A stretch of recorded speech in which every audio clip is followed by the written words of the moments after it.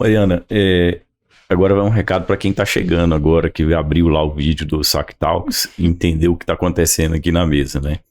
A doutora Mariana, ela criou essa casa de repousas e LPI, né? E a grande dúvida que nós temos, assim, sem trabalhar na área, né? Principalmente na área da geriatria, que para mim foi muita novidade quando a Marília começou a trabalhar, é essa grande diferença que existe entre a definição entre asilo e LPI. Para quem realmente não conhece, quer entender o que tem de atração para que uma pessoa possa chegar numa faixa etária e entender que seria melhor ele procurar um LPI para se viver melhor e ter qualidade de vida, né? É, Antigamente, até aí 2005, 2003, não tinha uma regulamentação para casa de repouso. Então, casa de repouso, asilo, abrigo, era tudo o mesmo serviço, né? Dessa data em diante, foi criada uma portaria, uma regulamentação. Então, os órgãos de fiscalização denominaram que asilo, casa de repouso, enfim, era instituição de longa permanência para idosos. Então, é o que a gente chama de LPI. Então, junto da definição, vieram várias regras. Então, as regras de construção, então, dimensão de quarto, de banheiro, regras em termos de equipe mínima para funcionar, regras de prontuários, protocolos. Então, hoje, quando a gente fala ILPI, é um serviço de saúde que é regulamentado e ele é vistoriado. Então, ele é vistoriado tanto pelos órgãos da saúde, pela vigilância sanitária, quanto pelo, por exemplo, Conselho do Idoso.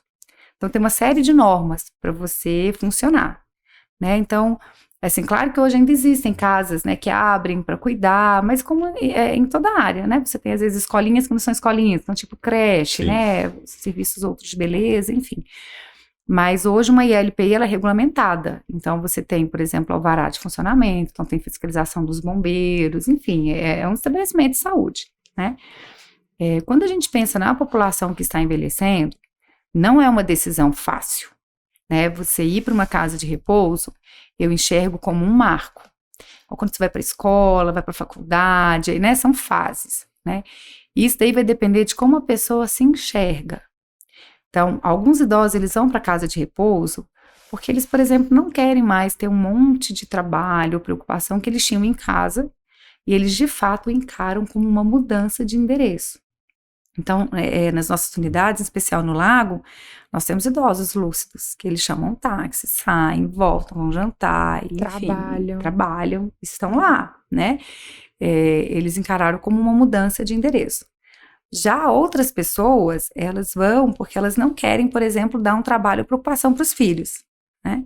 E outras vão porque o cuidado em casa já não é seguro. Então, nem todo mundo envelhece igual. Então, algumas pessoas envelhecem com algumas limitações que, às vezes, eles vão precisar de uma mão de obra especializada. E aí acabam indo para lá. Então, as decisões dependem do momento de vida da pessoa e como a pessoa enxerga isso. A gente vê que tem pessoas que não consideram jamais ir para uma casa de repouso, né? Elas não conseguem se imaginar nessa situação. E já outras, elas escolhem ir. Então, até na Asa Sul, que é a mais antiga, a gente tinha um senhor que ele foi um dos mais longevos lá, ele chegou a fazer 100 anos lá, que era o seu Oswaldo. Ele saía para almoçar com o filho e tal, depois ele falava, vai, me leva para minha casa, quero voltar para minha casa. E ele era lúcido e tudo mais, ele adorava estar lá, né? Então, vai depender de como a pessoa enxerga, né? E do que ela precisa. Muitas vezes, o Uber não é uma opção. A gente tem alguns idosos lá que a doença requer muita mão de obra especializada. E aí, muitas vezes, as famílias são julgadas também, né? Porque a nossa sociedade ainda, às vezes, encara isso como abandono. Uhum. Mas em algumas situações, a família adoece junto. Então, tem situações que realmente a gente entra como um papel social mesmo, assim, de ajudar aquela família. Então, assim, para exemplificar, a gente já teve idosos, por exemplo, que quando ele não ia ao banheiro por alguns dias, tipo 2 dias, ele retirava as fezes, imagina, com a mão e passava em tudo. Você imagina você ver um pai ou uma mãe fazendo isso, e quando alguém ia ajudar para limpar, ele batia. Então, assim, você vê que a família fica adoecida, né? Então, tem essas situações que, assim, a família não consegue lidar. Às vezes tem familiar, a gente já recebeu também uma idosa que ela achava que o filho era o marido. Então, ela morava com esse filho e a nora, mas ela não aceitava a nora como filho, porque a nora estava traindo ela com o marido dela. Então, como é que fica esse convívio, né? Fica bem difícil.